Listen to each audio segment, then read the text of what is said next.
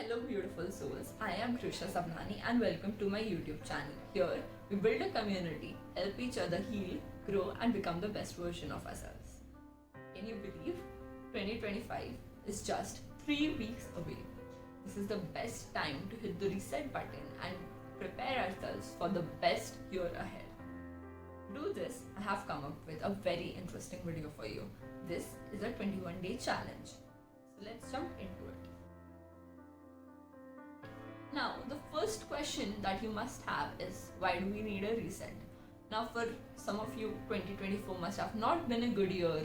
You might have started it out strong but then got lost somewhere in the way, or maybe you did great but want to level it up. Then this video is just for you, and this reset is necessary to achieve everything that we want in 2025. So the next question that you must have is, why 21 days? So, research suggests that 21 days are enough for your brain to form and develop any new habits. In 21 days, anything that you practice continuously will become like second nature, just like brushing teeth. You don't have to use your brain to do that, right? These habits should just become like those. Now that we have understood why we are doing a reset and why we are doing it in 21 days, let's jump into what we're gonna do.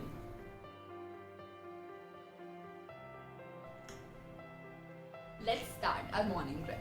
Okay, so the first habit that I want you all to incorporate is stop hitting that snooze button.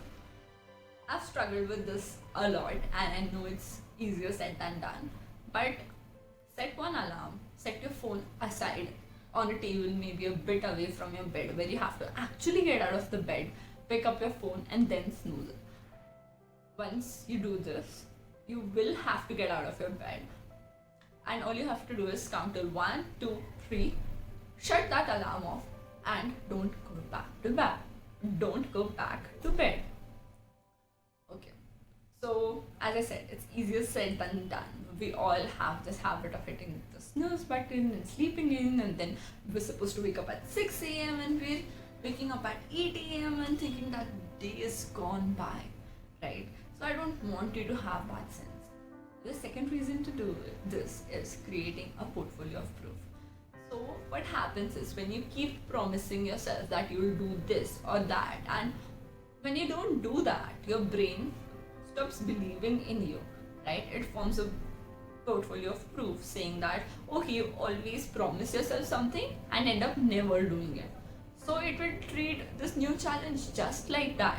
But once you start building on that portfolio of proof that no, you do what you say you're gonna do, then your brain starts adapting to that. It starts accepting new challenges, it starts accepting discomfort. And then it becomes comfortable in that discomfort. Your neural links become stronger like that.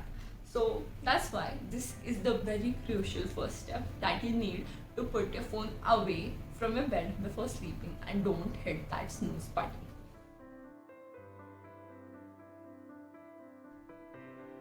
Let's jump into scrolling. The second worst habit we all have is scrolling and scrolling on our phones mindlessly as soon as we wake up. In this world of technology and so much information just coming right to us, it's not easy to stop this, I know. So one is, as I said, once you get out of your bed to shut off the alarm, you directly go to the washroom, brush your teeth, freshen up, and get on with your day. The next thing that you can do is install Pinterest. So you can create a board, a vision board for yourself, or a mood board which you can scroll to remind yourself of your own goals, so that once you think of going back to Instagram, you'll be reminded of, oh, I need to achieve this and these are the steps that I need to take, and I don't have time to go back to that Instagram and scroll mindlessly on it. So these are the two options. You choose what you can opt for. For me, I personally like to keep it away for the first 30 to 45 minutes of my morning. Okay, so let's begin with an ideal morning routine. Now that we've woken up, in one alarm, not hit that snooze button, and gotten freshened up, not scrolling on a phone, there's already a sense of achievement that we feel. But this is gonna feel good for a day or two, and then it's gonna not feel so good. The urge of just picking up your phone and scrolling is gonna be stronger. So it's very important to have a very good morning routine. Okay, so let's begin with body. The simplest thing that you can do for your body is move. Now, this doesn't have to mean that you go to the gym immediately in the morning and do a 2 hour workout until that's a thing. But what you can do is a simple 10-minute stretch routine, a yoga routine, or anything else, maybe a 10-minute walk if that's something you enjoy. Find an activity that you enjoy, do it for 10 minutes at least so that your body gets out of that sleep zone. It knows that it has to get to the routine and it starts moving. And this way, one, you maintain a healthier lifestyle because as soon as you get up, you're getting some sunlight, you're walking or stretching or doing something for your body that is nourishing your bones, your muscles, and it's gonna help you in a long run. For me personally, I love doing this morning stretch by yoga. It makes me feel really, really refreshed and ready for the day. Let's begin with mind. Okay, so your mind needs a tiny little wake up call to remind itself that it's out of that sleep zone and it has to start functioning. So you can choose what you like, you can journal, you can read, whatever you do, keep it limited to 10 minutes. What I personally love doing is picking out a journal and setting my 3 priorities for the day. These are my top 3 priorities, and I don't care about the entire to-do list, but at least these 3 things need to be done today itself. Now, what this does is decrease the load on my brain to think that, oh, what should I do next, or what am I supposed to do next? What can I skip on? No, in the morning, this is the first thing I've done. I've already prepared my brain for. These are the important things that you need to do throughout the day, and other than that, whatever you do is a choice. But this is low effort. Okay, so your brain is prepared, it doesn't have to think a lot, and then you can directly get onto action. You can also engage in reading some good books or listening to some good podcasts if that is your thing. Let's get onto the soul. Now, soul is the most underlooked part of the morning routine. You have refreshed your body, you've refreshed your mind, but what about your soul? That needs some reassurance, some healing, some refreshment too, right?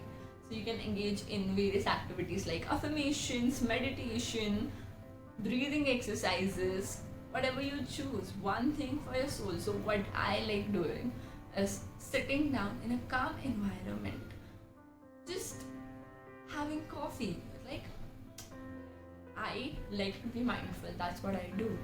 I will smell the way my coffee smells, drink it mindfully, the taste enhancement, how every bean tastes, and think about where this bean could be sourced from and how many levers, how much the sun must have worked to dry these coffee beans and everything. Like, being grateful to be able to breathe and telling myself that, oh, I'm so lucky to be here and having this amazing coffee.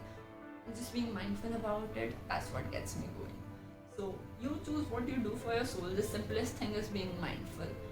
Other than that, everything is a choice. A lot of people prefer affirmations these days, but I just have a very different preference, to say the least. Okay, so now we are down with a very good morning routine that gets your mind, body, and your soul refreshed. And then you don't have to worry about these things throughout the day. You will feel energized throughout the day because your body has got that moment. Your mind is ready to conquer the day and do the things that you need to get done. And your soul feels good, and there would be less overthinking because of this. So, yes. Come to a wind down routine, how you end your day, because that is also very important. Let's talk sleep hygiene. One thing that I have understood is if I eat a very heavy meal at night, I won't be able to sleep properly. It would make me feel uneasy all the time. So what I recommend is having your last meal at least an hour before bed, ideally 2 hours before you go to bed, but at least an hour would be really nice. Once you're done with this meal, all devices should be out of your vicinity. Okay, this is very important. Your brain reacts to blue light and makes you think that it's just daytime, and that's why you're unable to sleep. But once you put your phone aside for an hour before sleeping, you get so much time for your own self, for your own thoughts, and away from that blue light that you can sleep better. Now, what to do in that hour is another question that you might have.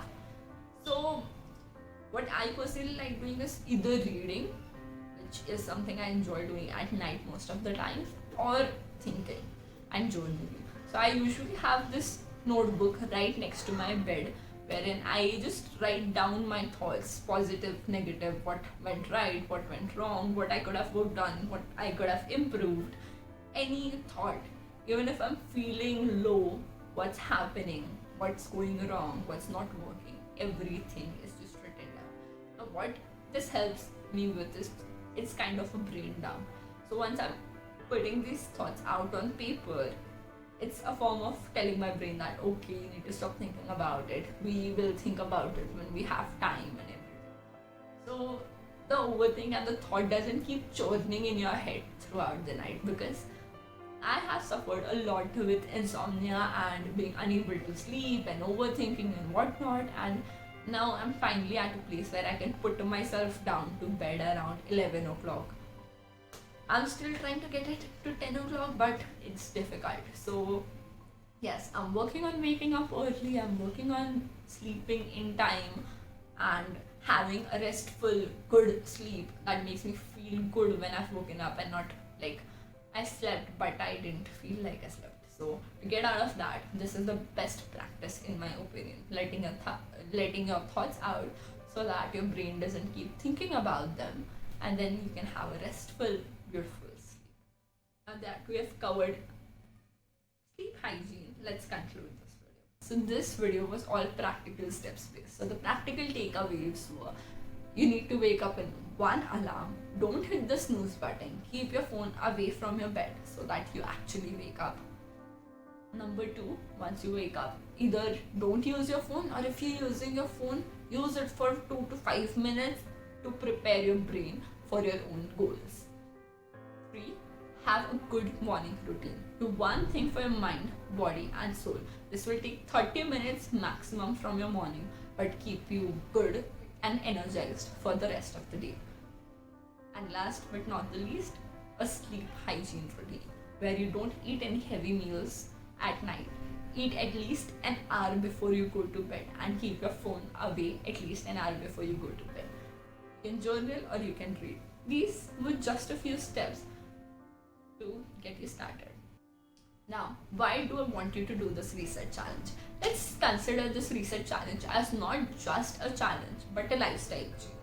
Imagine waking up every single morning having a healthy lifestyle and having energy throughout the day. Now, isn't that something we all dream of because we get lousy around the afternoons?